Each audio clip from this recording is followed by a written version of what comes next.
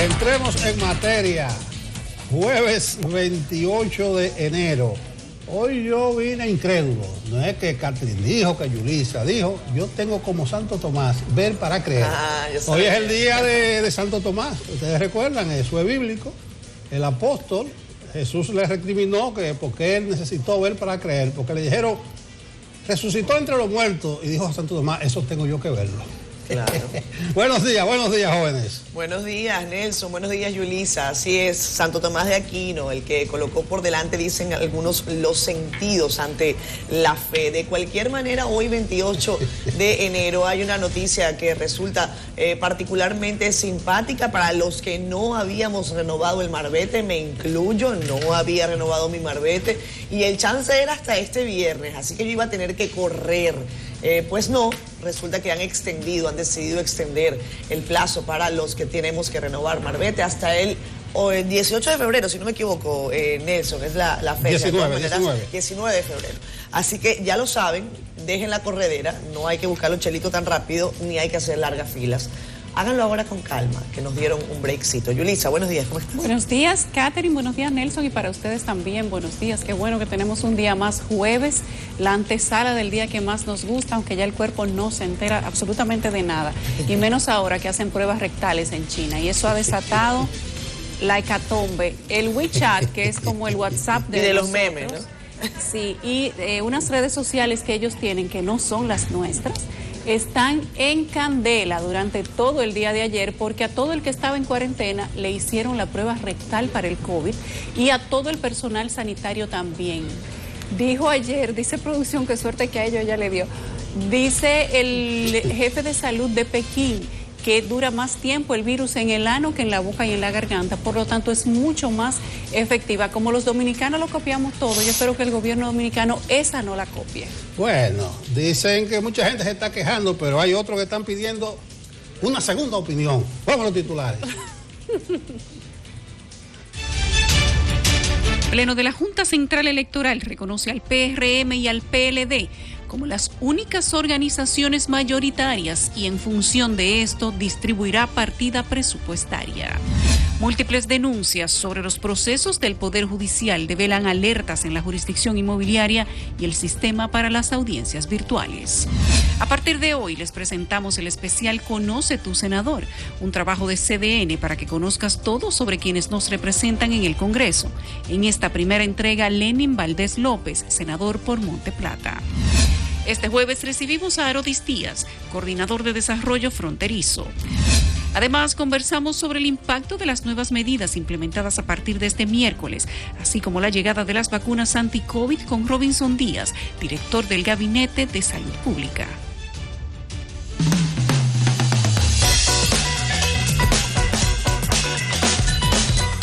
Es noticia a nivel de las portadas de los principales periódicos del país.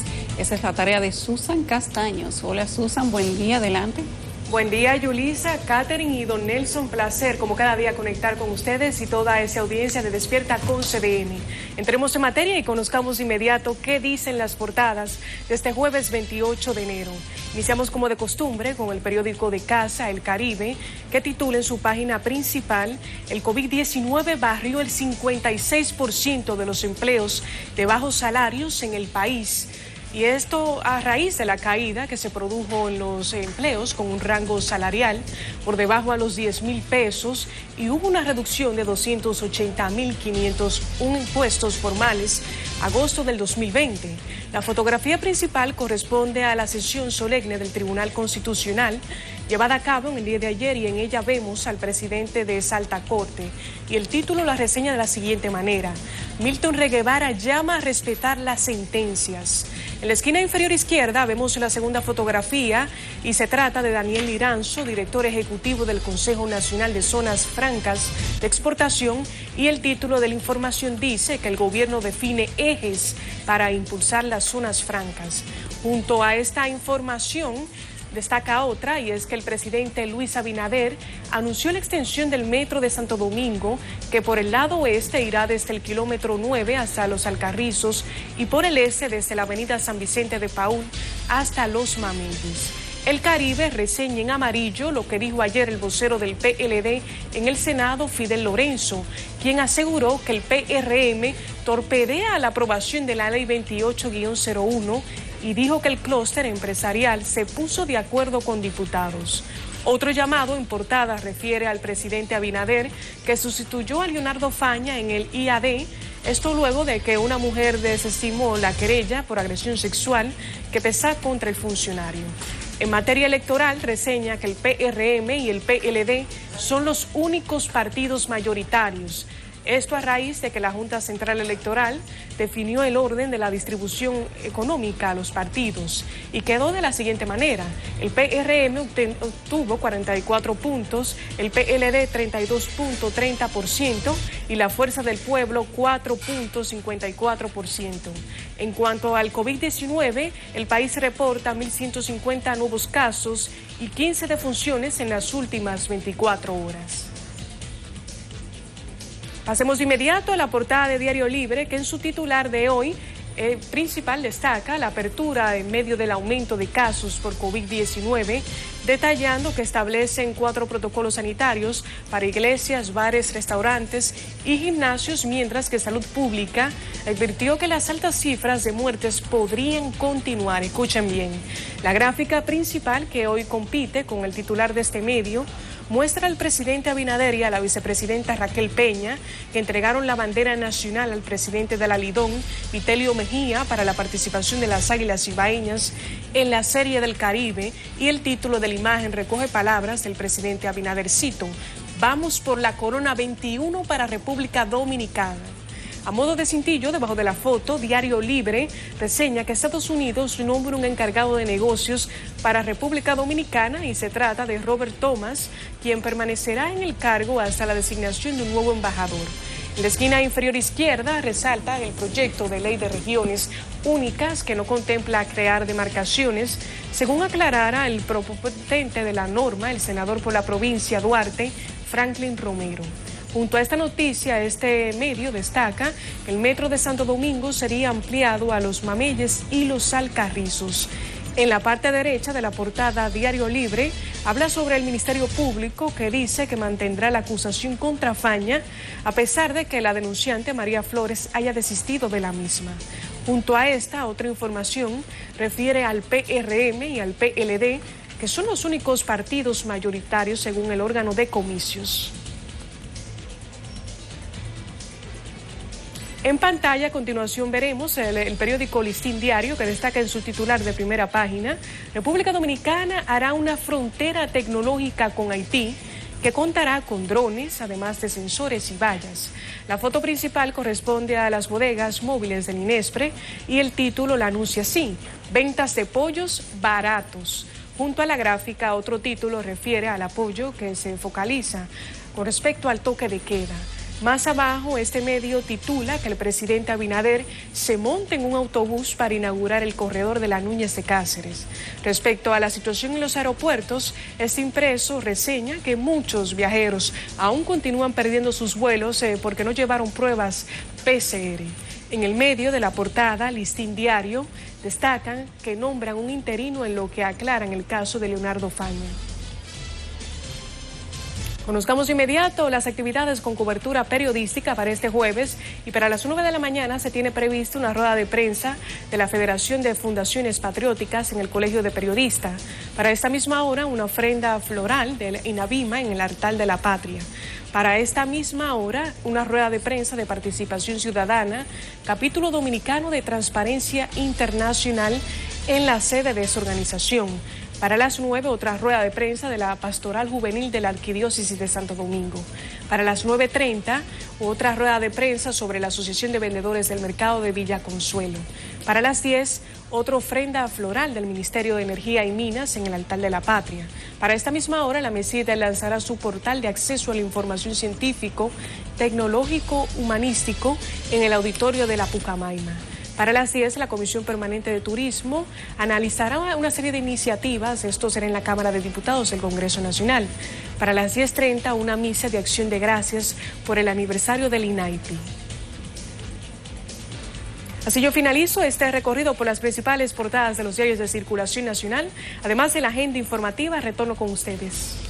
Gracias, Susan, que tengas buen día. Bueno.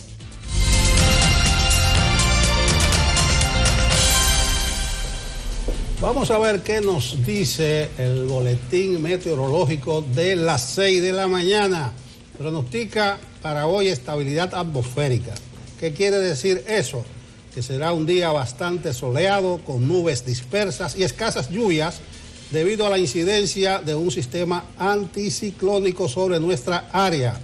Mientras que al final de la tarde y en la noche, debido al transporte nuboso que provoca el viento, se prevé la ocurrencia de aislados chubascos hacia el norte, noreste y la cordillera central. Temperaturas agradables, frescas en la noche y también en la madrugada. Eso especialmente en las zonas de montañas y los valles por un viento del este-noreste. Hasta aquí el estado del tiempo. Con Nelson Suriel. Nelson Suriel. En su versión resumida. Dale, Catherine.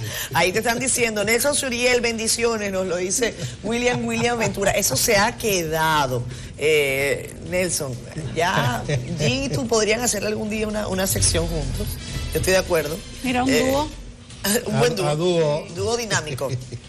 Miren, está con nosotros, gracias a los que se conectan a través de la plataforma Facebook Live. Los saludamos por esta herramienta. Juan Carlos Gómez, Auris Celas Pérez Félix. Tiene muchas S tu nombre, Auris, entonces lo digo así detenidamente para que no se me escape ninguna S ni ninguna Z, como dicen en español, es Z. Robert Mejía también está con nosotros, al igual que Johnny Perdomo. Nos dice Roque Roquito, ay, gracias Roque por ese piropo. Dice, buenos días, Catherine, hoy está muy bella. Desde acá en mi corazón. Gracias, Roque. Rosario Rodríguez dice que hay mucho frío en Nueva York. Me lo imagino, Rosario, cuídate mucho, Stephanie Tejada Parra nos manda también bendiciones. Y Mel Argüello dice que está en Holanda. Como siempre, que parece que las protestas se han calmado y que las cámaras y las redes sociales han logrado identificar a los llamados hooligans que estaban acabando con todo. Gracias, Mel. Vi las como fotos siempre. ayer de las trifulcas entre policías y ciudadanos en Holanda, en los Países Bajos. Señores, eran épicas. Había una donde habían 7 policías encima de un ciudadano y otra donde era al revés, como 7 ciudadanos encima de un solo policía. Eso estaba fuerte. Gracias, ingeniera Yuleidi, también, que nos envía un abrazo desde Alaska, y nuestro querido Cristian Chávez, que es ya de la casa. Cristian, un fuerte abrazo para ti. ¿Cómo está ese cafecito? Tú te tomas tu café todas las mañanas, temprano. Nosotros hacemos lo propio acá en CDN. Cristian es mi reportero. Oye, Cristian nos mandó, ustedes vieron la luna hoy, eran las 6 de la mañana, 6:30, y eso parecía, bueno, en mi Venezuela una arepa, aquí también, una arepota, así iluminada, llenita. Así que para los supersticiosos, día de luna llena, dicen que salen los locos, amárrense. Hoy la gente se puede cortar el pelo. El día de la luna llena la gente se corta el pelo. Pero es en creciente. No, en luna llena. Bueno, no sé, sí. Mira, Cristian. Sí. Vamos a cortar. Entonces. Café ella. De nosotros. A la pausa. Pausa.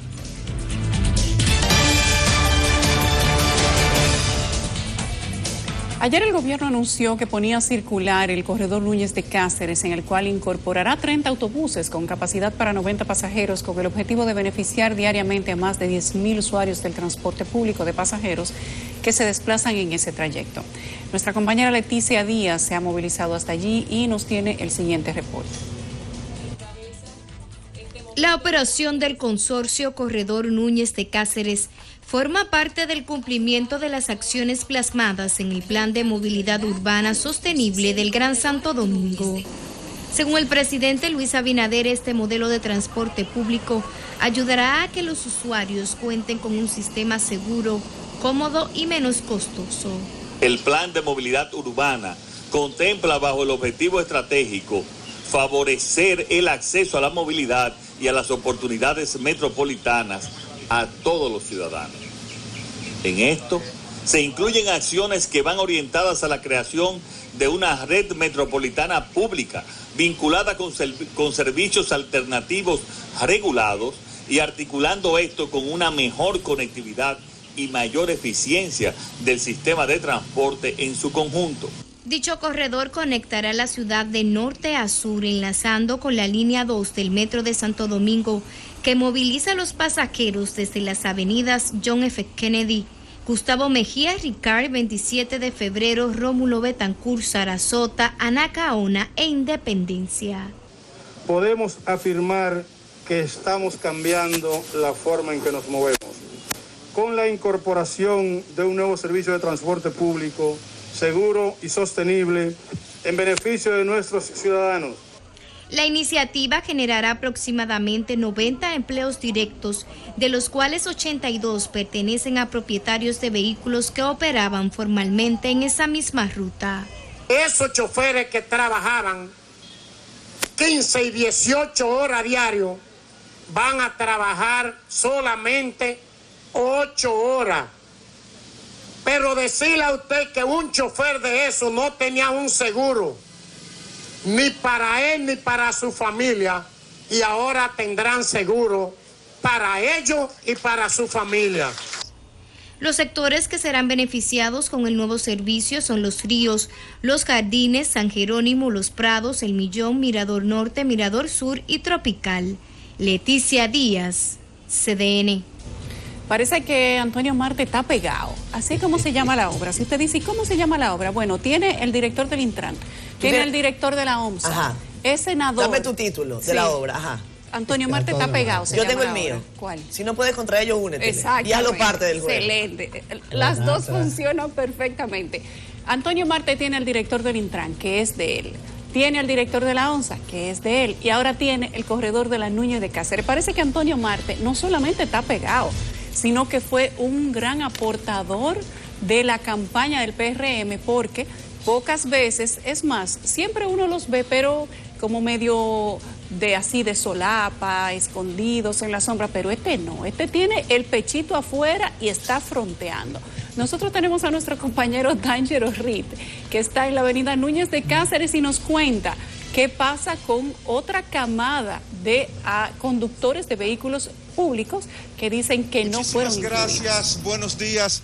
Estamos despertando con CDN desde la avenida Núñez de Cáceres, donde el gobierno inauguró un corredor de autobuses, desplazando así a decenas de choferes de carros públicos, los cuales se sienten hoy completamente frustrados porque ahora no saben cómo buscarán el sustento de sus familias. Vamos a conversar con algunos de estas personas para que nos expresen cuál es la realidad de la situación que ustedes están enfrentando hoy, hermano. Enfrentando el día de hoy, lo que pasa que fue que nos sacan sin hacer una reunión, sin hacer ningún motivo. Y el día de hoy estamos aquí parados, entonces si nos ven ahí trabajando, nos llevan el carro para el Canobro, nos están amenazando. Y ese problema, y el problema que está pasando, nos hicieron una reunión el lunes, el día de fiesta, vinieron, nos sacaron como peor que un animal, todos animales. Y lo único que nos faltó darnos golpes, imagínense, no, con el poder nadie va a poder. Y estamos pasando una condición, tenemos carros fiados, carro que sale casi 700, 800 mil pesos, no tenemos, ya tenemos una cantidad de dinero pago y no tenemos esa condición, esa posibilidad de pagar ese dinero. ¿A dónde lo vamos a buscar? Aproximadamente ¿cuántos choferes son ustedes que se encuentran en esta misma situación? Bueno, aproximadamente hay un promedio de 130 o 150 choferes que estamos en la situación que ya no tenemos la economía, porque ahora hoy en día no sabemos cómo vamos a llevar el sustento al hogar, a cumplir los compromisos que hay, porque para mí, yo digo a mi entender, yo no me opongo o no nos oponemos a que ese corredor, no nos oponemos, pero que había que haberlo hecho con una condición prioritaria de que hubiera un aviso, que usted tuviera hubiera qué iba a hacer después que eso sucede, para dónde usted puede coger, porque por ejemplo te dije que se vayan para otra ruta, pero a otra ruta hay que ir con un ingreso que ninguno lo tiene para ir de una vez. Mire, yo vine a inscribirme, mire, el ingreso no lo tenemos, porque el chofer vive del día a día, el chofer es el día a día. Ahora hemos quedado sin sustento para la familia, sin compromiso, sin con qué cubrir los compromisos que hay. La situación... Analizando yo no veo cuáles son las razones o los motivos. Han desplazado a estos humildes choferes porque la ruta ellos tienen tanto tiempo, pero mire la ruta cómo está. Mire cómo está la gente varada ahí. Las guaguas que vienen de allá para acá, las que ellos trajeron nuevas, mira cómo están, cuando vienen llenas. Aparentemente no hay COVID en las guaguas que ellos traen. Exacto. Muchísimas gracias, señores. Bien, pues como pueden observar ustedes, el gobierno que había anunciado durante la inauguración de este corredor Núñez de Cáceres que se iba a involucrar a los choferes de esta ruta, solamente ha sido con los propietarios de los vehículos de rutas. A más de 100 choferes que trabajan alquilados, pues no han podido correr con la misma suerte y hoy en día no saben cómo buscarán el sustento de sus familias. Por el momento es toda la información que tenemos. Regresamos con ustedes al estudio. Gracias, D'Angelo. Bueno, como ustedes ven, parece que no todos están tan pegados como Antonio Marte y los otros que corresponden a otra corriente. Dicen ellos que no están incluidos. Ojalá y que el gobierno encuentre la manera, aunque si los dejan trabajar y no tienen impedimento, pues también ellos pudieran hacerlo de manera individual. La pregunta es si habrán pasajeros suficientes. Bueno, se hizo un piloto una vez, un ensayo. A propósito, déjeme significar 4 cosas a nivel de titulares. Eso es un buen ejemplo de lo que es la continuidad del Estado, porque esa ruta se preparó, se licitó, se ensayó en el gobierno anterior. Y qué bueno que Abinader se haya montado en una de esas guaguas, que la haya inaugurado y que anunciara la ampliación de los planes viales. Entonces, así es, continuidad del Estado. Lo segundo, me hubiese gustado ver a Francesca ahí. Ya no es... Directora del Intran. No es directora del Intran ni nada, pero ella se fajó en ese corredor. Bueno, ese proceso de licitación fue ella que lo Fue ella, y estuvo embrujado con Antonio Marte. Entonces, nada, una cortesía, una gentileza, pero ya Francesca no es tema. Tercero, ustedes no vieron al embajador chino ahí. A Chan Rung. El Chan Rung estuvo ahí. Eso es parte de la alianza de Antonio Marte con los chinos. Porque, claro, porque los autobuses son chinos. Chinos, y Antonio Marte lo trajo de allá y tiene relación, entonces... Pero mira la fila, se invitó al embajador chino. Y lo último, que en el acto cantaron el himno nacional. Ustedes me van a decir qué tiene eso que ver. No, se cantaron las 12 estrofas del himno. Ah, eso es obligatorio ahora. Para que se gradúen de bachillerato tienen que saber. Pero yo no sé si son las 12. El himno en su versión. Él dijo el himno completo. Si no, no le van a dar el certificado de bachiller. Pero ayer se comenzó a ensayar las 12 estrofas ahí. Y obviamente que el ministro de Educación se la sabe. Pusieron de un intruso, señor, es que eso tiene lógica. Cubierto de gloria se ven. Eso tiene lógica. Tienen que explicarle a los niños quiénes fueron Dolo y Ardí. Sí. Si usted propone que para que los niños se gradúen de bachilleres, tienen que saberse el himno en sus 12 estrofas, bueno, empiece por la casa, empiece por las acciones de gobierno a entonar las 12 estrofas, porque el problema es un tema de sistema. La fila, vean ustedes la fila que hay allí, en la Núñez de Cáceres, son 10 kilómetros, señores, que tienen esa avenida. Dicen que hay 10.000 pasajeros. A mí, yo no sé esos cálculos, no los conozco, no los tengo en mi mano, no tengo los estudios. Vamos a ver si D'Angelo puede montarse en una de estas guaguas un poquito más adelante para que revise el tema. Bueno, ahí no, esa guagua no viene llena, ¿eh? No, pero terminó la ruta ahí. Ajá. Me imagino que sería por eso. Debe ser que esta es la última. Ojalá que D'Angelo pueda subirse en una de esas guaguas y hacernos un reporte completo. Bueno, ahí está el corredor de las Núñez de Cáceres. Eso fue reclamado tiene durante mucho tiempo. Espacio disponible para publicidad, por cierto. Sí, no, hay que complementar los ingresos. Mire, terminando con las 12 estrofas del himno, yo creo que es importante, pero no que la gente lo recite ni se lo sepa, sino que se explique la historia de ese himno. No quien lo escribió ni la música, sino que ahí resumes ese himno, toda esa etapa histórica de República Dominicana, que es lo importante, que sepan a qué se debe y qué es lo que relata nuestro canto patrio. Pero que si el ministro se la sabe las 12 estrofas. No, está obligado, el ministro está obligado el primero.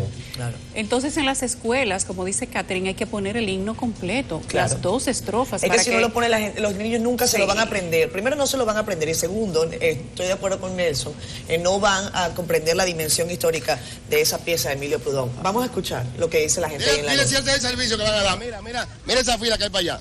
Mira para allá, sigue grabando para allá.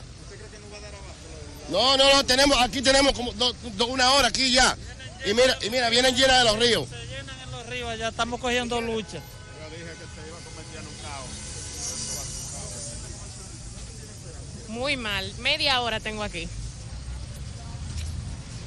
Bueno, la preocupación es evidente, mucha gente preocupada porque realmente piensan que el sistema no dará abasto con la gran cantidad de pasajeros, llegarán tarde a sus trabajos y realmente esto parece generar una situación de descontento en las personas que utilizan esta vía para llegar hasta sus puestos de trabajos y otros destinos.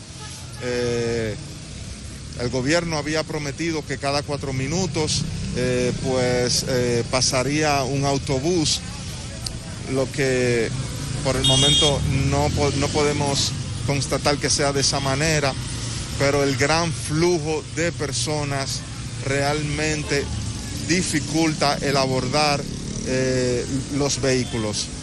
También recordar que estos autobuses vienen desde Los Ríos, que ya cuando pasan acá por esta parada, pues vienen ya con una cantidad considerable de pasajeros dentro, dejando pues a muchísimos pasajeros de esta parada Núñez de Cáceres sin poder abordar, lo que realmente es una situación muy incómoda.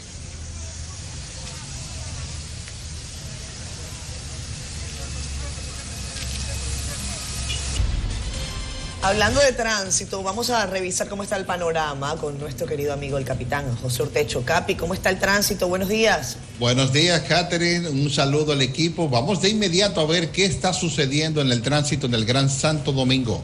En este momento estuvimos sobrevolando la ciudad y estuvimos específicamente en el puente de la 17.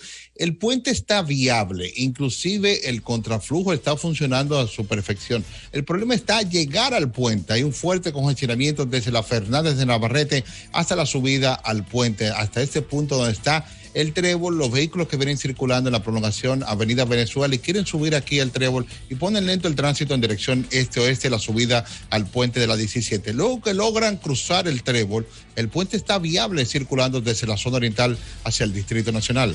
Más adelante sí se aprecia congestión a su llegada a la Pedro Livio Cedeño con Padres Castellanos en dirección este-oeste.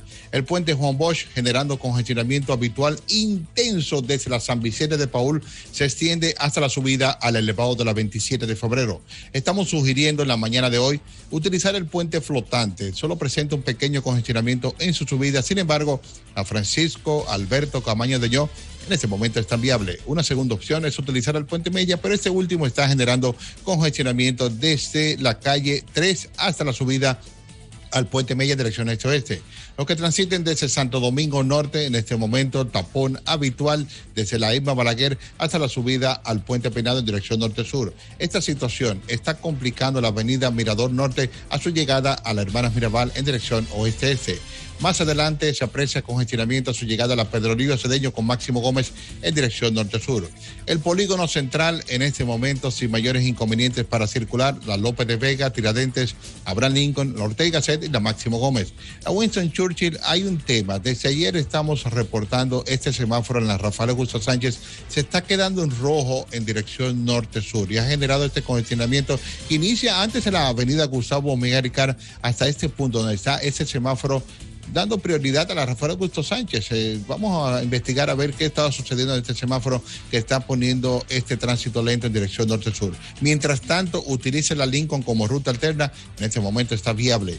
Al sur del Distrito Nacional, a George Washington con avenida Máximo Gómez en dirección este-oeste, algo lenta en este punto. En Santo Domingo Oeste, en este momento tenemos lentitud en el tránsito en 3 puntos. A la altura de la avenida Los Beisbolistas, más adelante a la altura de la calle México y en la intersección de la avenida Isabel Aguiar, todos estos circulando hacia el Distrito Nacional. Autopista Duarte en dirección Cibao Santo Domingo tienen 2 puntos interesantes de congestionamientos y uno es a la altura del kilómetro 14 y más adelante desde la Monumental hasta el kilómetro 9. Hay algo que me llamó la atención. Ayer cambió el horario del toque de queda y pudimos observar durante el día, sobre todo en la tarde de ayer, pudimos observar que el tránsito bajó más temprano, la intensidad fue menos. No sé si habrá sido coincidencia, pero vamos a ver cómo se comporta en el día de hoy. Creo que se quitó un poco de presión al extender el permiso de circulación hasta las 10 de la noche. Vamos a ver cómo se comporta en la tarde de hoy el tránsito. En esta mañana podemos observar que el tránsito está como habitual, congestionadas en las entradas al Distrito Nacional. Podemos observar también un congestionamiento no habitual en la autopista 30 de Mayo a la altura de la Avenida Independencia, circulando desde San Cristóbal hacia Santo Domingo. Es todo lo que tenemos y volvemos con ustedes al estudio. Muchísimas gracias, amigo. Que tengas feliz resto del día. Igual para ustedes. Gracias, Capi. Miren, donde quiera se cuecen habas. Y eso no excluye al Poder Judicial. Durante los últimos meses, el país ha sido testigo de múltiples protestas contra el presidente de la Suprema Corte de Justicia, Luis Henry Molina. En principio, las manifestaciones se centraron en el tema de las audiencias virtuales, pero las denuncias son hoy mucho más amplias. Yulisa Céspedes preparó su reporte especial, investigó las denuncias y entrevistó a los protagonistas de estas. Vamos a ver un resumen con sus principales hallazgos. Uno de los cambios que ha causado más controversia ha sido el introducido en la jurisdicción inmobiliaria.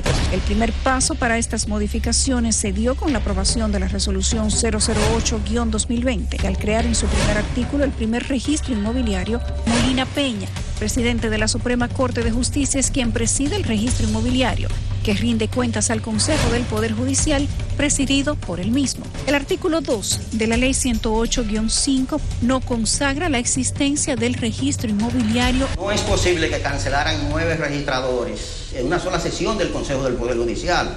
Estas cancelaciones son un atentado a la independencia de los registradores. No parece descabellado, especialmente si analizamos un caso como el del abogado agrimensor Gersi Mateo Medina. Tuvimos acceso a la carta de renuncia que entregó este abogado ante el Consejo del Poder Judicial. Narra, por ejemplo, el caso de la investigación extraordinaria por la aprobación de manera presuntamente irregular de los trabajos de deslinde, subdivisión y eliminación de una parcela. El funcionario que aprobó el denunciado expediente fue el propio Ridomil Alejandro Rojas Ferreira. La carta de renuncia del ex inspector judicial Mateo Medina presenta otras 3 denuncias más. Según el artículo 117 de la Ley 108-05 de Registro Inmobiliario, acerca de las tasas por servicios, establece que la recaudación que se obtenga por estas tasas será utilizada exclusivamente para el mantenimiento y la sostenibilidad de la jurisdicción inmobiliaria. Estableció que desde 2008 al 2019, el Poder Judicial había invertido en la jurisdicción inmobiliaria 760 millones de pesos.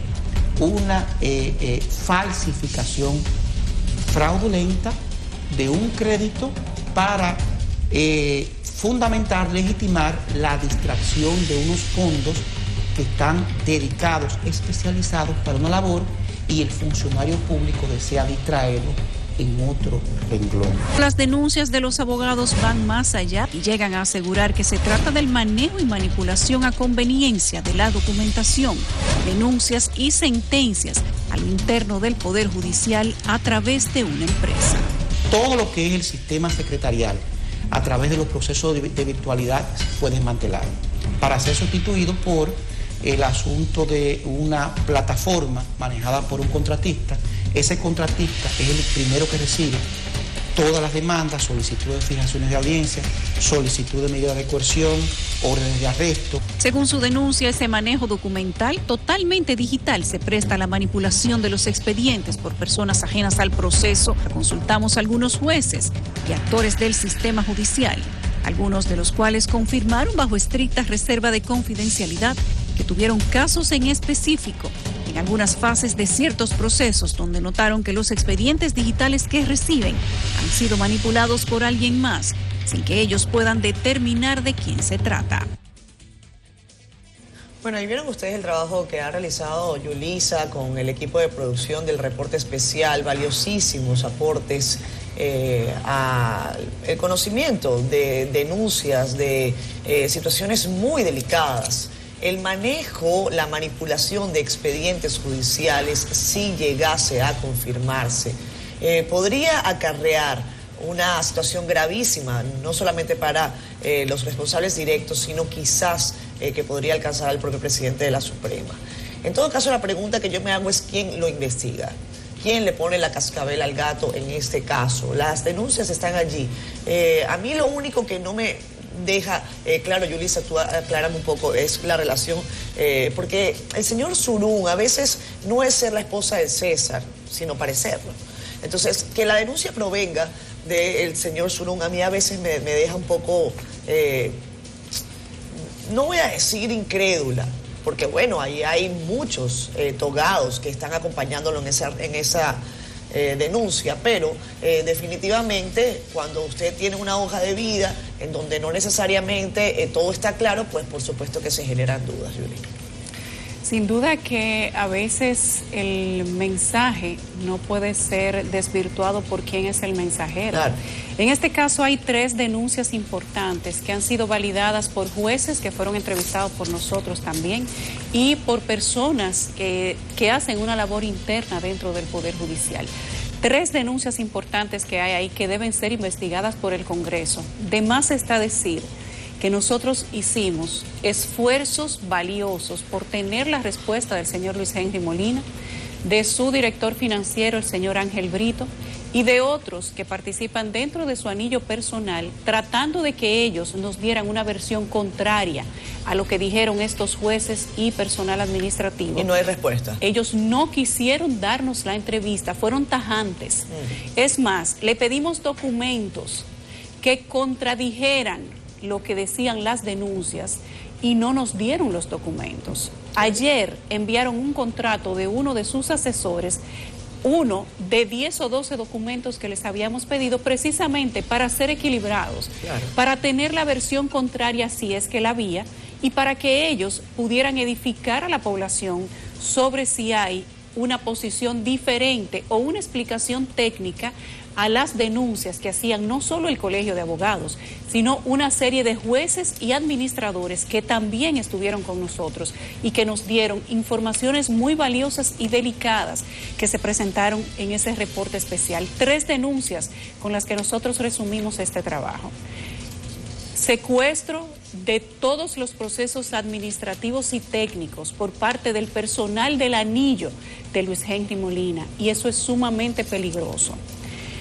La carta que hace dentro de ese proceso, la carta que hace un ex registrador de título, diciendo que tuvo 3 casos de registro de documentos y de cambio, y de cambio de dueños en procedimientos de registro de documentos para posesión de tierras, y quienes solicitaban y quienes hicieron todo el procedimiento que él encontró fraudulento, resultó que después eran los que Luis Henry Molina había nombrado como sus jefes directos en la jurisdicción inmobiliaria. Él hace un informe y se lo envía al Consejo. El Consejo recibe el documento donde él está diciendo de manera responsable: estos documentos y estos procedimientos son fraudulentos. Y quiero saber quiénes fueron los registradores y los solicitantes actuantes en este proceso.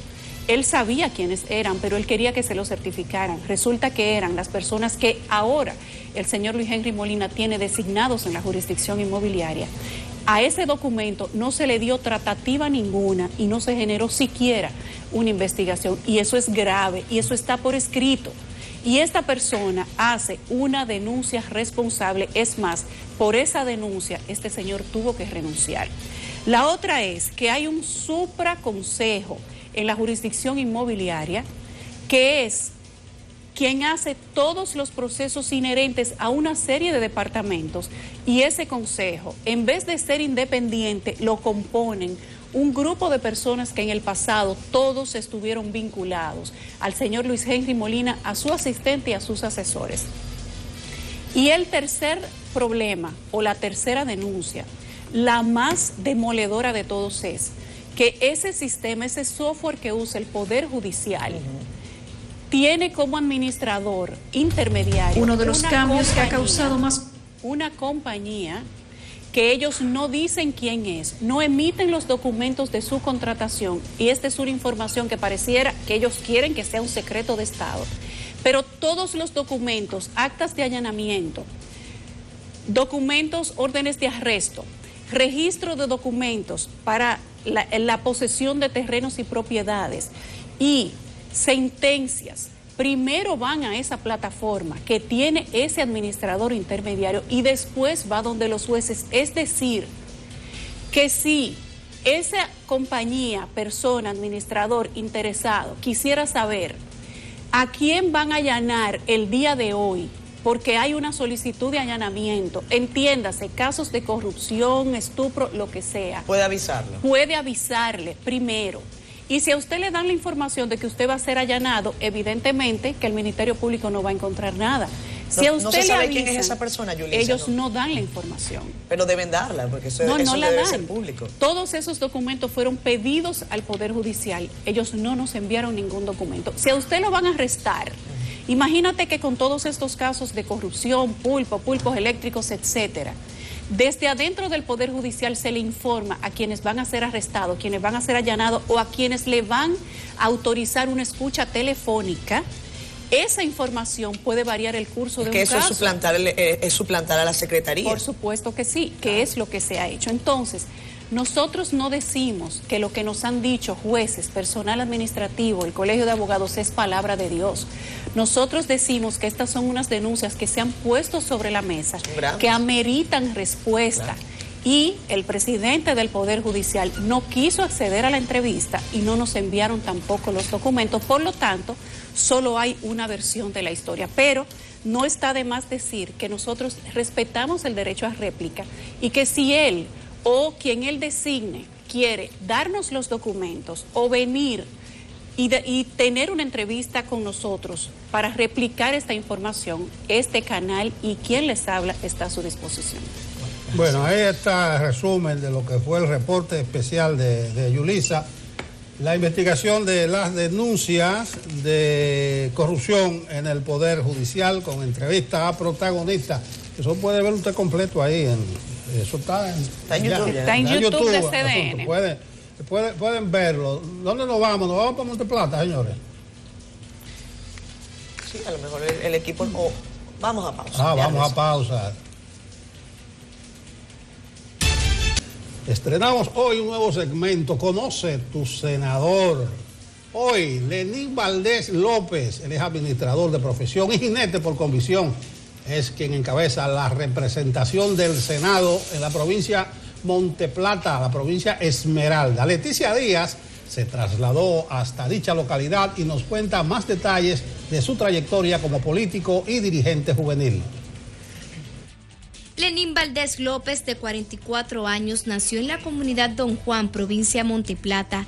Es el tercero de 17 hermanos y desde pequeño admiró a su padre, quien fue en ese momento un reconocido político del Partido Revolucionario Dominicano, llegando a ocupar importantes cargos y funciones dentro de la organización política. Nosotros tenemos 46 años haciendo política, ya que en el vientre de mi madre nosotros duramos un año andando con nuestro padre Antolín Valdés Núñez en actividades proselitistas, defendiendo a nuestro campo, a nuestro pueblo, a nuestros sectores, ya que mi padre ha sido uno de los políticos más exitosos en la República Dominicana y nuestra provincia de Monteplata. Inició sus estudios básicos en esta provincia y luego se trasladó hasta los Estados Unidos, donde obtuvo su preparación académica profesional. Con el paso de los años, Lenín Valdés regresó para seguir lo que considera como su pasión, servir a la comunidad que lo vio nacer. Siempre he pensado en ser servidor público más que político. Realmente el político decide ser político para servirle a un pueblo, para servirle a un país. Pues yo, como no he tenido ninguna posición de mucha relevancia en el sentido político, pues para yo ayudar a mi pueblo, mi provincia Monteplata, con el simple hecho de ser servidor público, de ayudar a los demás, con eso yo me he conformado.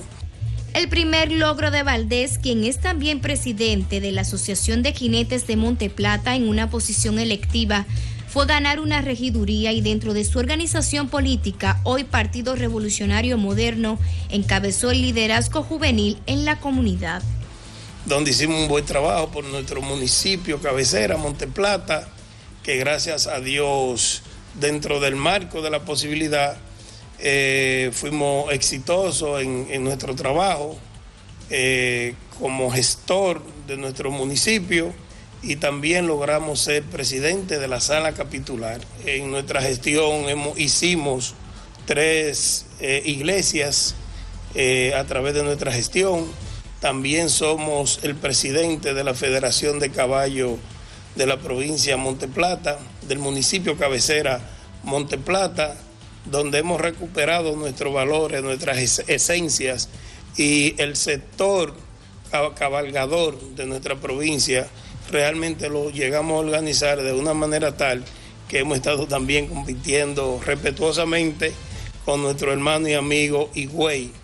Identificado por las problemáticas sociales que aquejan a una de las provincias más pobres del país, decidió optar por la senaduría ocupada durante varios periodos por el Partido de la Liberación Dominicana de la mano de Charlie Mariotti. Todavía hay gente que dicen, ¿y cómo fue que ganó? Y yo simplemente digo, sirviéndole a la gente y sin emborracharnos de poder. Sin emborracharnos de poder, porque cuando tú te emborrachas de poder, te olvidas de tus orígenes, y cuando te olvidas de tus orígenes, te olvidas de ti mismo. Entre los proyectos que aspira a alcanzar el legislador están convertir Monteplata en la localidad de mayor alcance para el turismo ecológico, por lo que desde ya trabaja en la aprobación de un anteproyecto en conjunto con ambientalistas y emprendedores de la zona. Bueno, la importancia para la provincia de Monteplata es que vamos a través del ecoturismo traer un desarrollo sostenible que tanto hace falta en la provincia de Monteplata, porque las actividades a las cuales se ha dedicado nunca han logrado tener ese despegue a una provincia que está tan cercana del Distrito Nacional. Residentes de la provincia Esmeralda reconocieron los aportes del senador como comunitario y afirman apoyar sus proyectos de asfaltado de vías y la generación de empleos. Ese es un proyecto muy bueno porque es que aquí no estamos muy bien, que digamos. No estamos muy bien, muchos campesinos en verdad que están demasiado más. Sí, yo conozco al senador. Tenemos esperanza de que él entre a esos trabajos, sí. Lo estamos valorando bien hasta ahora porque ellos están haciendo un buen trabajo. ¿Qué tipo de trabajo han hecho hasta el momento? Hasta el momento han traído comedor económico a los sitios más modelables, los pobres. Y en Don Juan están haciendo un proyecto de carretera, de caminos vecinales. Tiene un proyecto muy bueno que es hacer una zona franca aquí. Eso y nos va a favorecer a todo el mundo por aquí. El legislador identificó a su familia como su mayor tesoro y por la cual se inspira para dejar un legado de trabajo y apoyo común. Leticia Díaz, CDN.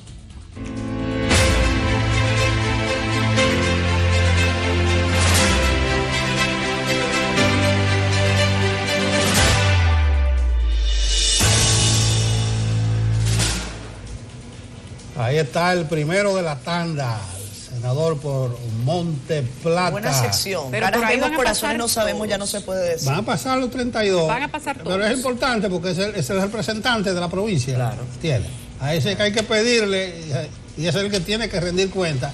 Y además aprovechamos de lo que está haciendo su provincia. Mire, señores, antes de irnos a la pausa, el Pleno de la Junta emitió ayer su resolución sobre el cancaneado asunto de el orden de la boleta y cuáles partidos califican como mayoritarios. Se quedaron solamente el PRM y el PLD.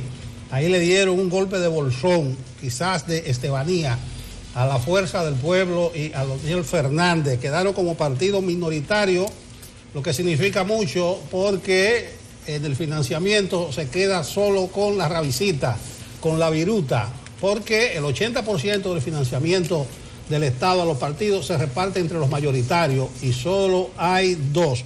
Yo me quedo nada más con una lección que deja esto, porque resulta que ahora el PLD es partido mayoritario, solamente 2 partidos mayoritarios, pero resulta que en el Senado la Fuerza del Pueblo es la segunda mayoría, con todo, y que como establece la Junta en su resolución, miren la diferencia de los votos del PLD y de la Fuerza del Pueblo para el nivel senatorial. La diferencia son 3.336.231 votos. O sea, el PLD a ese nivel sacó 3.882.000 y menudo para un 32%, y la Fuerza del Pueblo apenas 546.000 votos y menudo para un 4.54%. Queda muy mal parada aquella decisión de declarar a la Fuerza del Pueblo segunda mayoría. No olvidemos tampoco que el PRD no llegó siquiera al 4%, porque por lo menos la Fuerza del Pueblo llegó a 4.54%, pero señores, lo del PRD y el Reformista ni hablar. Entonces ahí está lo de la segunda mayoría. Para algunos, incluyéndome a mí y a Bautarroja, que estuvo aquí, era un clavo pasado que iban a aprobar la Fuerza del Pueblo como partido mayoritario. Yo quisiera saber cómo fue la votación, si fue unánime el criterio establecido de la Junta, porque había un mal sabor y se pensaba que Leonel también iba a ser partido mayoritario para acceder al 80% de los recursos, porque eso de repartir entre todo el resto el 20%, el 20 no, el 12% nada más, porque hay un 8% destinado a otra cosa. Eso no le da a la Fuerza del Pueblo ni para pagar los locales, pero ahí está la resolución de la Junta. Pero ahora tienen mucha gente, ahora van a tener que buscar la manera de rendir esos chelitos. Bueno, hay que decir que si no es aún pública cómo fue esa votación, Nelson, sí hay que comentar que la reunión se extendió por más de 12 horas, así que quizás acuerdo no había, porque si todo el mundo está de acuerdo, usted resuelve eso en un par de horitas. No creo yo que hagan falta 12 horas para determinar una cosa que parece tan sencilla. Parece sencillo, digo yo, decir que los que hayan sacado 44.95 en el caso del PRM, 32.30 en el caso del PLD son mayoritarios, cuando no la Fuerza del Pueblo, que tiene 4.54, y el PRD y el Partido Reformista que no alcanzan el 4%. Es realmente penosa la situación de los partidos minoritarios, sobre todo cuando no alcanzan ni siquiera 2. Hay gente que se cuestiona sobre la pertinencia de que esos partidos sigan corriendo a procesos electorales y que incluso lleven candidatos a la presidencia de la República. De entrada yo digo, los partidos minoritarios ahora son menos, por lo tanto tendrán más recursos. Eso también vale la pena ponerle el ojo, cómo es que van a distribuirlo, sobre todo cuando el PRM es el partido de gobierno. Mala noticia para el expresidente de la República, Leonel Fernández, para la Fuerza del Pueblo, aunque yo no sé si acudirán quizás al Tribunal Superior Administrativo para que revisen esa decisión. Recuerden que en política 2 más 2 no es 4 y las sumas no son lineales. Había una disputa, una discusión cuando se estaba eligiendo el presidente de la Junta Central Electoral, a Román Jaques, y una de las cosas que se atribuían para denotar su capacidad para ir a la Junta Central Electoral era precisamente que él era un hombre de Leonel Fernández y que tenía la encomienda de que tan pronto llegara a la Junta Central Electoral tenía que dar o atribuir o reconocer en la Fuerza del Pueblo que era un partido mayoritario, como se logró hacer en el Senado para el tema de la Suprema Corte de Justicia, del Consejo Nacional de la Magistratura. Ahí estaba en entredicho el honor y la responsabilidad de Román Jaques, y esto ahora lo ha vuelto a enmendar, y qué bueno que ha sido de esta manera. Cuando se dijo que la Fuerza del Pueblo, cuando se dijo que la Fuerza del Pueblo era la segunda mayoría, todos nos fuimos a los números, cuánto había sacado en cantidad de votos el partido Fuerza del Pueblo y cuánto había sacado el Partido de la Liberación Dominicana. Aritmética o matemáticamente, eso era muy simple de deducir. Sin embargo, se hablaba de esa estrategia que se iba a dar desde la Junta Central Electoral para darle un golpe de garrocha al Partido de la Liberación Dominicana y hacerlo todavía más chiquito, achiquitearlo, como dice Nelson. Ahora, con esta votación que se ha dado en el Pleno y con este análisis aritmético, pues simplemente 2 y 2 más 2 ha dado 4. Claro. El que sacó más está dentro del 80% y el que sacó menos está menos, en la posición que le toca menos del 5%. Y es que el Partido de la Liberación Dominicana, con un 32.30% de las votaciones, no tiene nada que discutir con la Fuerza del Pueblo, que sacó un 4.54%. Es que las cosas son muy evidentes, pero lo que se discutía aquí era poder, era fuerza y era músculo, oxígeno económico para poder seguir en lo adelante con un plan político que tiene que llevarse a nivel nacional para poder conglomerar todas esas fuerzas políticas, decía Balaguer, las fuerzas vivas de la nación, para que esto pueda dar un resultado con miras a las elecciones del 2024. El Partido Fuerza del Pueblo no es un partido mayoritario, lo ha dicho la Junta Central Electoral. El Partido de la Liberación Dominicana sí lo es, aunque la correlación de fuerzas en la Junta Central Electoral por forma aritmética no tiene nada que ver con lo que se ha dado en las cámaras. Fuerza del Pueblo no es un partido mayoritario. El Partido de la Liberación Dominicana y el PRM son las únicas dos fuerzas mayoritarias, dicho por la Junta Central Electoral. La entidad ha explicado que tomaron como referencia los resultados electorales de los niveles presidencial, senatorial y diputados, y solo estos dos recibieron más del 80% de los fondos asignados por la Junta. O sea que papeleta mató a menudo en la Junta. Por cierto, me acaban de enviar un dato que es muy importante. Gracias por mandarlo. La Junta Central Electoral informó en un comunicado que la aprobación del reglamento contó con 4 votos a favor y el voto disidente de la miembro Dolores Altagracia Fernández Sánchez. Así que el señor Jaques votó a favor de que esto fuese. Bueno, ahí está. Ahí está el PLD mayoritario y el criterio que estableció la Junta deja mal parado al Senado o a los senadores. Muy mal parado. Muy mal parado, porque ¿cómo se daba mayoritario la Fuerza del Pueblo? Si los votos de Félix Bautista, de Dionis, ellos se iban del PLD para la Fuerza del Pueblo con todos sus votos. Pero no, el elector votó por un candidato, votó por una propuesta. Vamos a la pausa. Regresamos a Despierta con CDN, ya avanza la mañana, son las 8:08. Vamos a recibir a Herodis Díaz, él es el director del Consejo de Coordinación de la Zona Especial de Desarrollo Fronterizo y hablamos de un tema sumamente interesante en Despierta con CDN. Herodis, buenos días, bienvenido.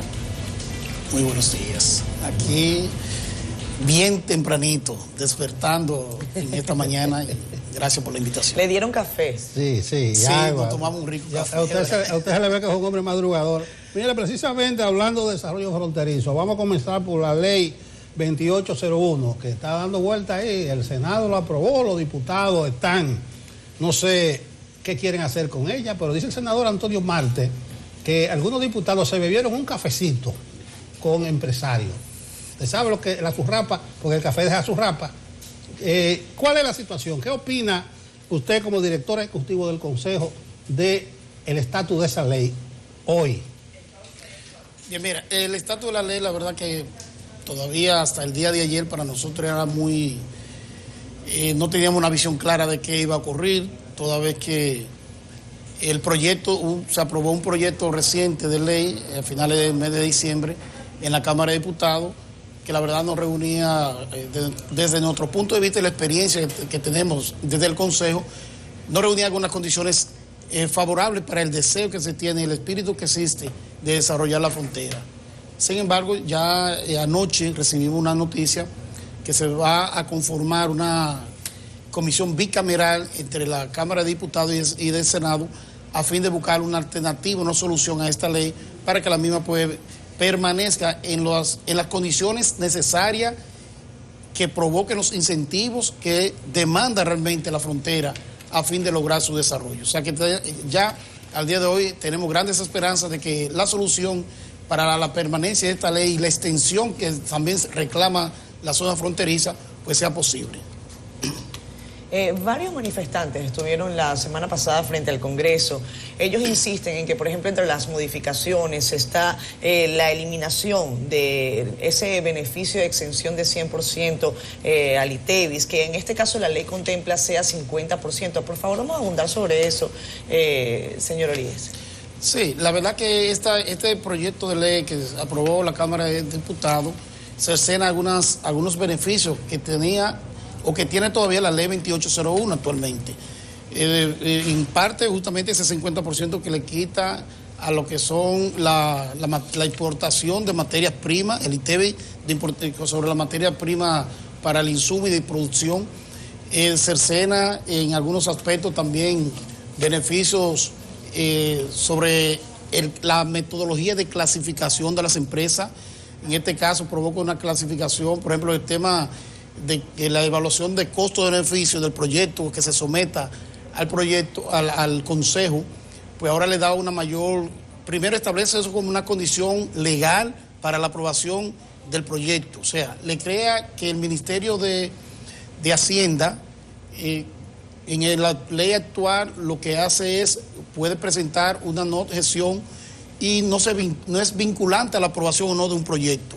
Sin embargo, en esta nueva ley, en este anteproyecto de ley que fue aprobado en la Cámara de Diputados, le crea rango legal a esta decisión de Hacienda, lo que crea una condición mucho más difícil porque bien sabemos que Hacienda, de manera legítima, en un ejercicio institucional, pues es una entidad recaudadora del Estado, es la que vigila el bien manejo de la parte fiscal del Estado, y eso, sin embargo, generaría una situación para la instalación de la frontera, porque sería mucho más estricto entonces las condiciones para aprobar proyectos de ley, proyectos más bien que se instalen en la frontera. Y son cosas que estamos pidiendo que puedan bien discutirse, buscarse la alternativa a fin de que la parte viable de la ley y que permita la instalación de la frontera pues sea una realidad y no que se cercenen esa oportunidad de que lleguen más empresas a la frontera.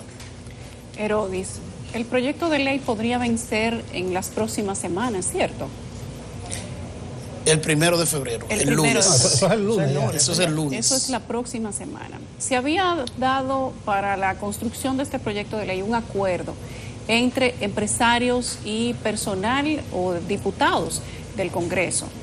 Se hicieron unos cambios a ese proyecto de ley impulsados por el mismo sector empresarial, pero ahora hay, parece que algunas, digamos que pugnas, situaciones de inconformidad, porque esos acuerdos que ahora se plantean no era lo que se había hablado al principio. ¿En qué consisten esos cambios?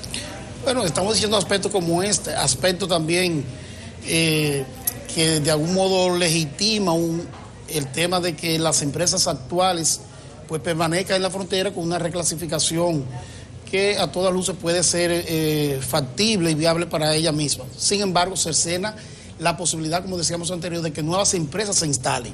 Entonces, solamente sería la frontera, para las que ya están. Para las que ya están. De algún modo el proyecto no limita la permanencia, porque hay empresas ahí que tienen ya 15 años, ya tienen un clúster, ya tienen una fortaleza. Tienen una inversión. Una inversión y una fortaleza que le permite a ella incluso someterse a una evaluación. Claro. Ahora, pero corremos el riesgo entonces que la rigidez de este proyecto de ley no imposibilite que nuevas empresas lleguen.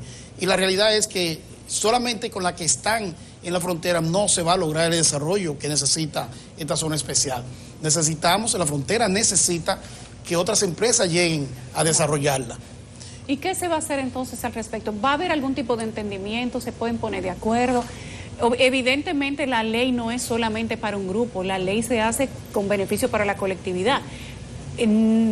¿Cómo tú ves que un grupo de empresarios quiera, digamos que, hacer una ley a la medida para que solamente se beneficien los que ya están, haciendo inclusive el impacto de la creación de empresas en el sector fronterizo limitado?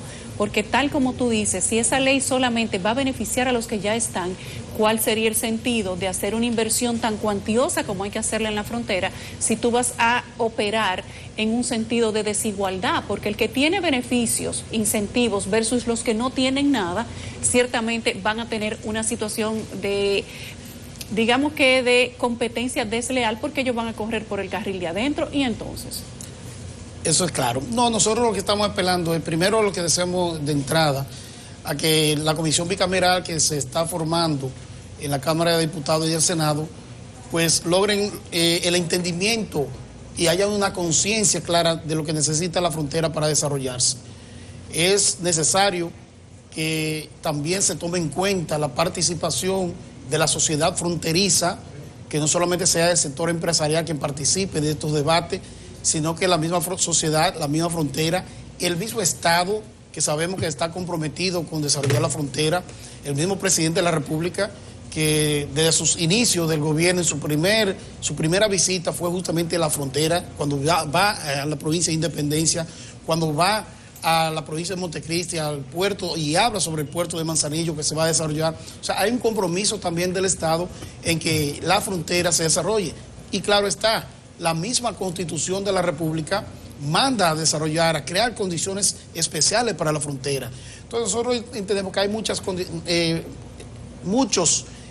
argumentos, muchas condiciones que obligan a que se llegue a un entendimiento y se cree una ley de verdad que posibilite que la frontera logre desarrollarse. O sea que estamos convencidos de que aunque la ley perime se va a caer para la instalación de nuevos proyectos el 1 de febrero, entendemos que estos compromisos que se tienen para desarrollar la frontera van a dar luz a que esta ley pues sea extendida y que los mismos beneficios sean analizados y reestructurados en las condiciones necesarias para que se desarrolle la frontera. Herois, sería una pena que se carga la modificación de esta ley. Ahí se evidencia que hay sectores interesados en que las cosas se queden como están. Tú hablabas del compromiso que tiene el Estado, mencionaste el presidente Abinader, su visita, y esta ley es fundamental. Es más, es una sola pieza de las muchas que se necesitan para el desarrollo de las zonas fronterizas. Sí. Te ve el mapa de pobreza y ahí están, en ese cordón, las provincias más pobres del país. Además, la necesidad del arraigo, porque la gente está dejando la frontera y se la está dejando a los haitianos. Tú hablabas un par de ocasiones de la comisión bicameral, de los diputados, del Senado, pero ¿cuál es la posición del Consejo respecto a la ampliación del alcance de esta ley? Habla también de unos 30 años. ¿Qué opina el Consejo, la opinión de ustedes como sugerencia, independientemente de lo que está ocurriendo en la Cámara de Diputados en este momento?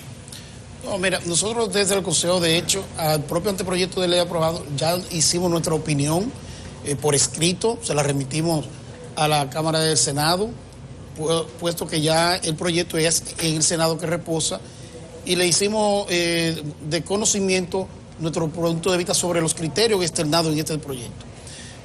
Resúmenos lo más importante ahí. No, lo más importante... Ustedes favorecen la instalación de nuevas empresas. Sí, no, que lo necesite, y además eso es lo que le da vida al Consejo, ¿no? Que se permitan instalar nuevas empresas. Estamos dando garantía que algunas situaciones que han cuestionado la existencia de la ley, nosotros hemos dicho y hemos dado garantía de que desde el Consejo se puede dar la garantía que la ley se cumple de manera tal cual está definida, que los beneficios vayan a los sectores que deben definirse, que quien se beneficia de la ley pues se beneficien de manera justa y correcta. O sea, nosotros desde el Consejo, por la experiencia ya que tiene el Consejo y evaluaciones que nosotros, por ejemplo, en este tema tenemos unos 5 meses dirigiendo el Consejo, hemos podido ver que algunos ataques que ha tenido la ley son en su mayoría infundados. La ley definitivamente beneficia a la frontera. La ley, incluso tal cual está, hemos dicho y somos del criterio claro, que la ley en el contexto justo como está, con solamente extenderse la ley y modificarse el aspecto del Consejo, que sí tiene algunas situaciones que debe revisarse, porque incluso es violatoria a la Constitución. Con esos dos elementos pienso que ya tenemos una ley. Tenemos una ley importante que seguirá aportando el desarrollo de la zona fronteriza. Sí.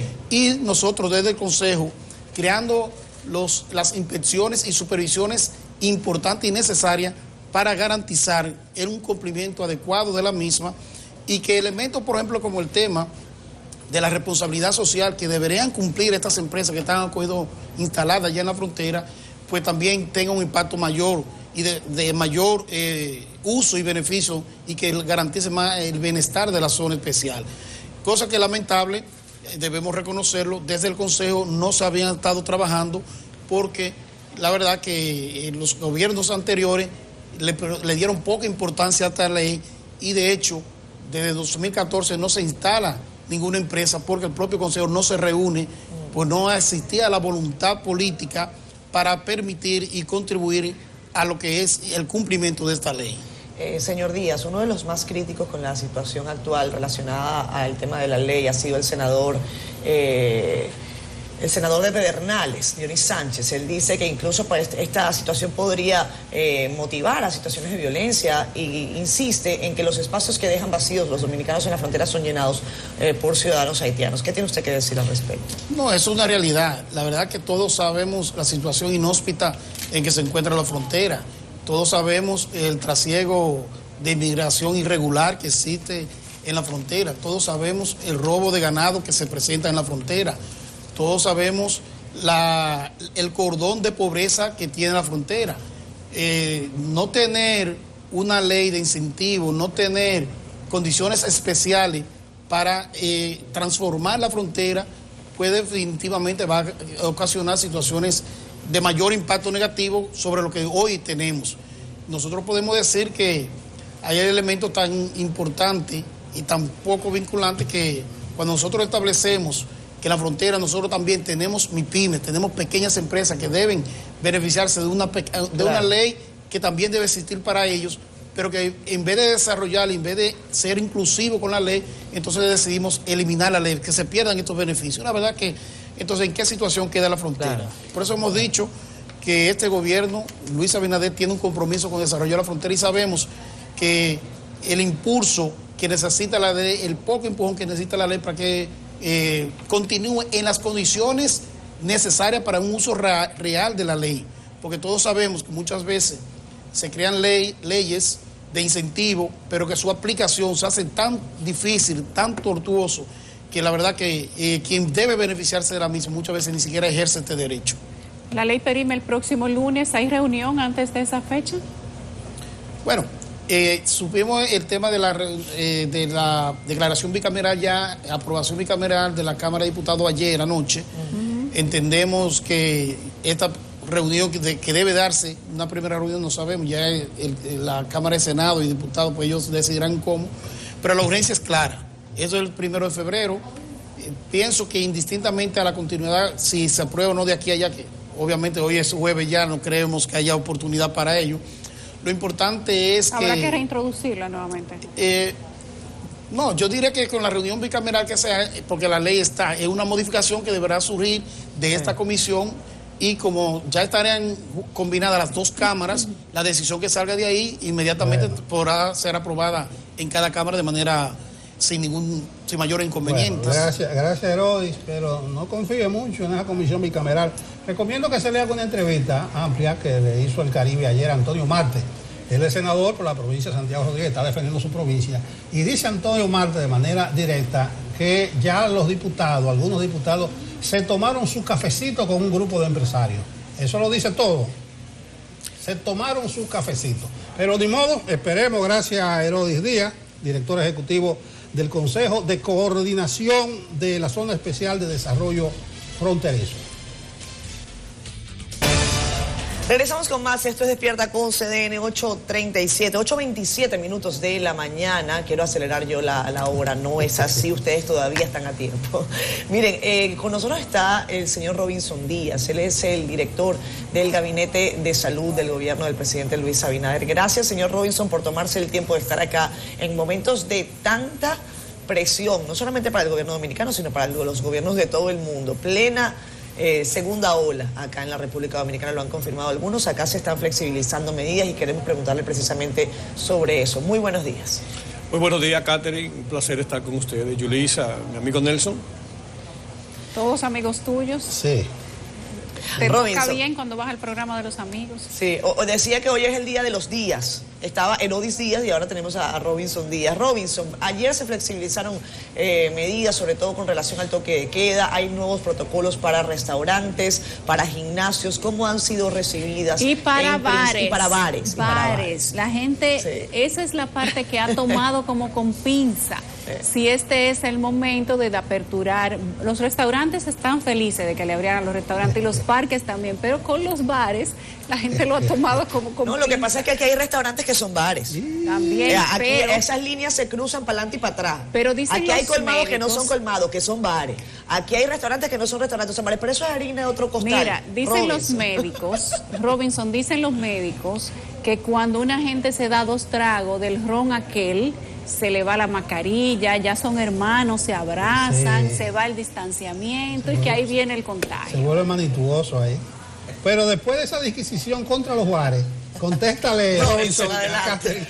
Señores, miren, yo creo que es muy importante que la gente se oriente. Y precisamente desde el Ministerio de Salud Pública, con la dirección del doctor Plutarco Arias, quien yo digo que uno de los funcionarios que más trabaja, no solamente por el tema de la pandemia, sino porque lo conocemos.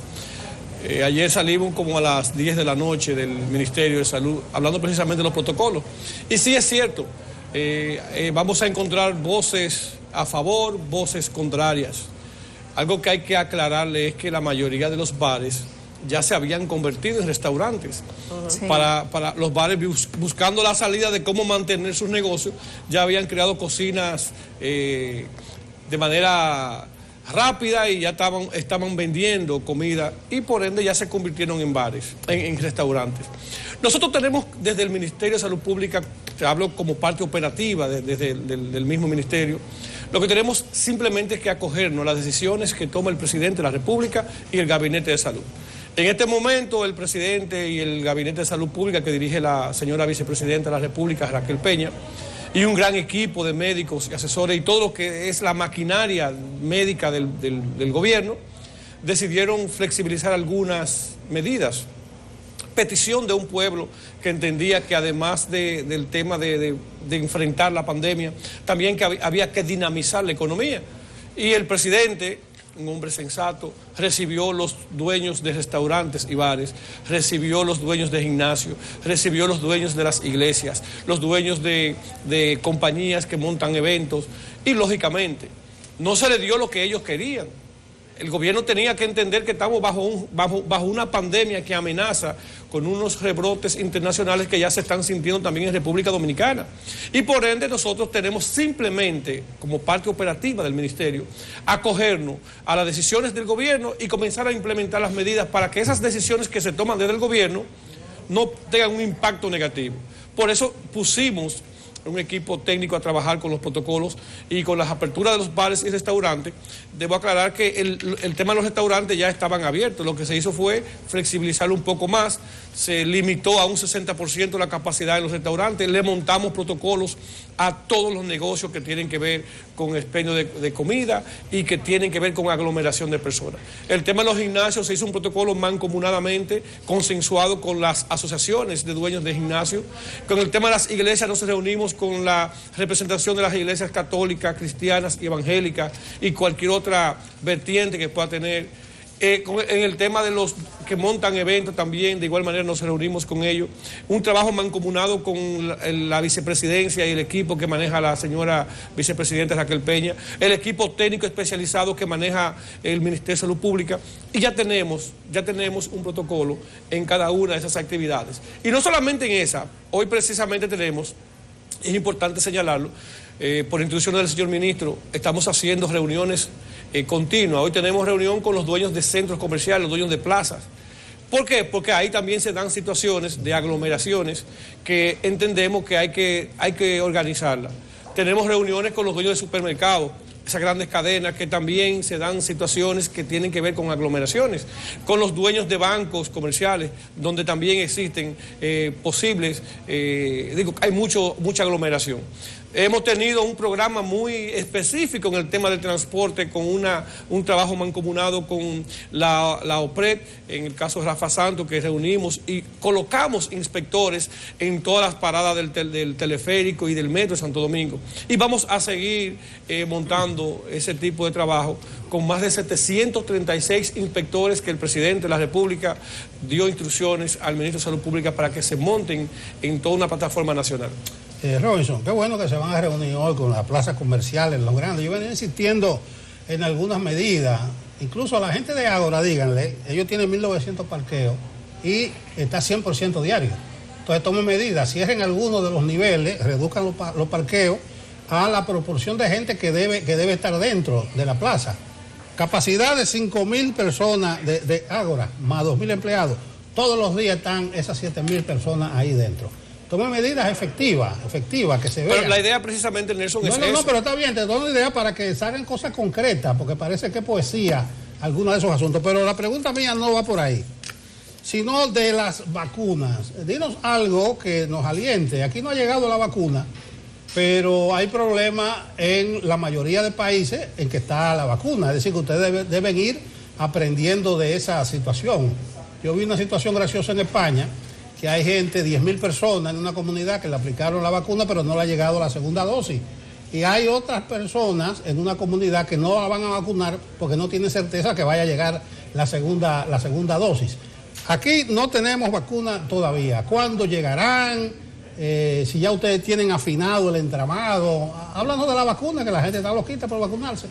Lo más importante es que la previsión que ha tenido el presidente de la República, Luis Abinader, en el sentido de por lo menos las reservaciones de las vacunas para poder vacunar a todos los dominicanos, es una buena medida, ya que con mucha antelación, entendiendo la demanda que iban a tener las vacunas ya para este año, nosotros pudimos reservar la suficiente vacuna para vacunar a todos los dominicanos. Eso no significa nada. Mira, dice el doctor Tedros, director de la OMS ayer, que el 75% de las vacunas usadas se concentran en solo 10 países. Los grandes países se están quedando con ellas, así que no es... Sí, pero no es cantar victoria, que nosotros ya hay que... Nosotros lo que tenemos que hacer, Nelson, es en base a lo que hemos trabajado. El presidente de la República hizo una reserva. Nosotros tenemos 10 millones de vacunas por un lado, 7.900.000 por otro lado, 2 millones más de vacunas con el tema de la OPS y el COVAX. O sea, tenemos la AstraZeneca, tenemos la canasta que va a estar surtida, 2 millones, y tenemos la Pfizer. O sea, tenemos toda la vacuna, todas las posibilidades están abiertas porque el presidente ha sido previsor en ese sentido. En esta semana se esperaba llegar a una primera partida para el personal médico y estamos a la espera. Pero ¿qué es lo más importante en el sentido de la vacuna? Que el Ministerio de Salud Pública, específicamente con la doctora Ibelices Acosta, quien dirige el tema el Viceministerio de Salud Colectiva, es quien tiene que montar la logística, el programa de vacunación, todos esos escollos que han surgido en otros países. Nosotros, como no tenemos todavía la vacuna en mano, ya tenemos sí la plataforma montada.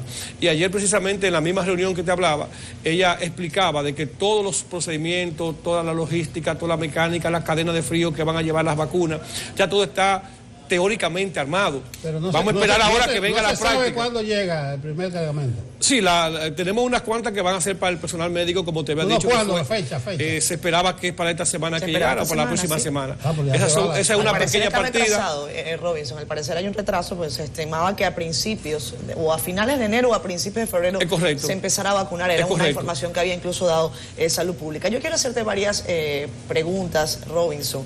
En principio, ¿cuál será la campaña que desarrollará el gabinete para convencer a todo aquel que no tenga fe y confianza suficiente en el tema de la vacunación? El presidente de la República, Luis Abinader, ha anunciado un plan nacional de vacunación.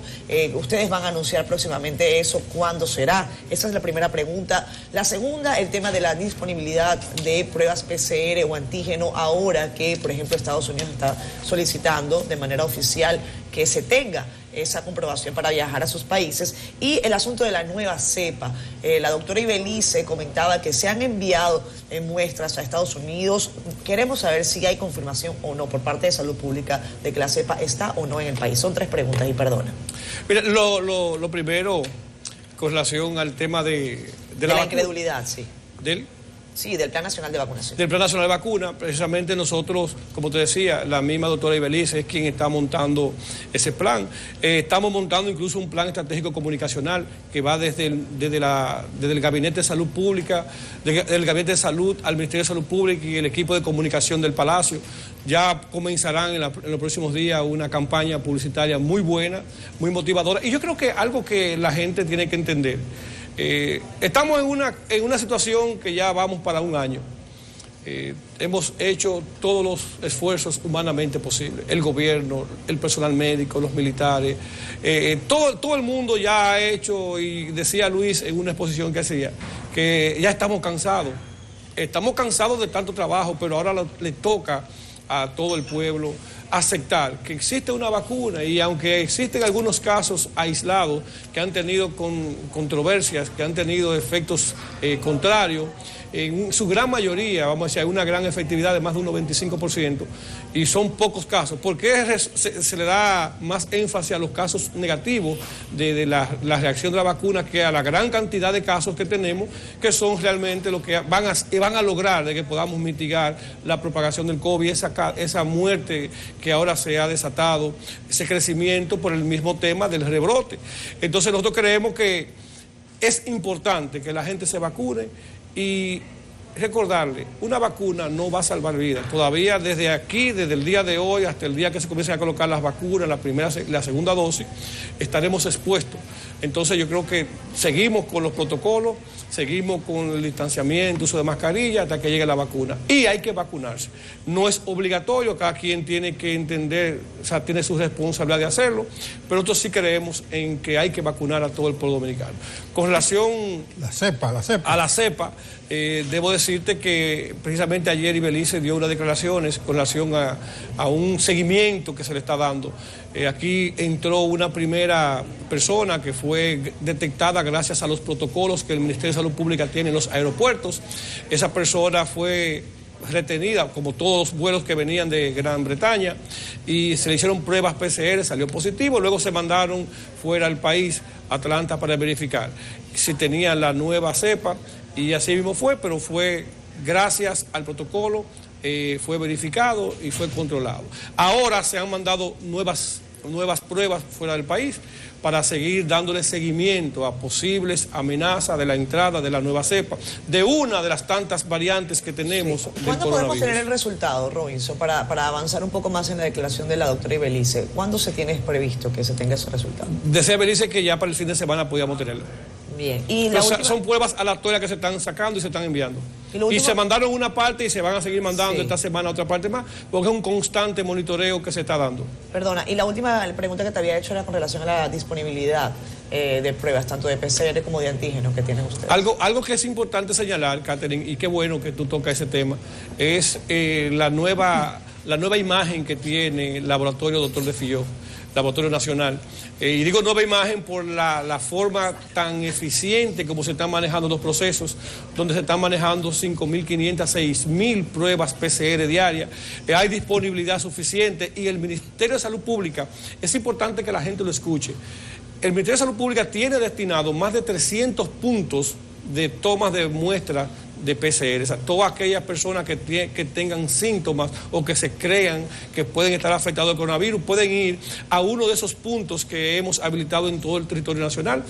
Estamos publicando en nuestra página de internet, en las redes, estamos publicando dónde están esos puntos de toma de pruebas PCR completamente gratuitas. O sea, por la cantidad de pruebas PCR no tenemos problema, ni el ministerio.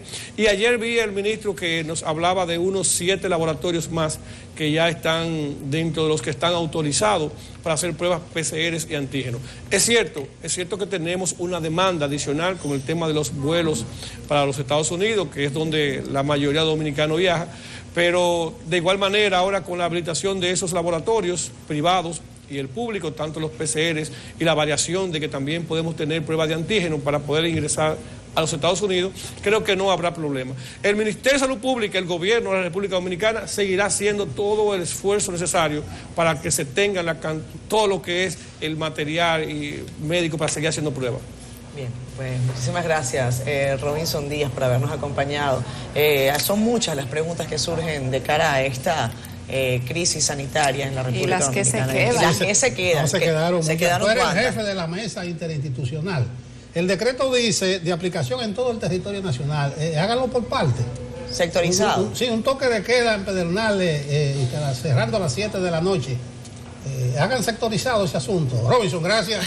No, eso, lo que pasa es que nosotros, como te decía, yo manejo la parte operativa y a nosotros toca simplemente... Pero es para que te lleven algunas ideas para la reunión del gabinete. Vamos a desarrollar el gabinete de salud pública. Y pongan los parqueos de la plaza, uno sí, un nivel sí, otro no, un nivel sí y otro no. Gracias. Robinson Díaz, el director del Gabinete de Salud Pública. A la pausa.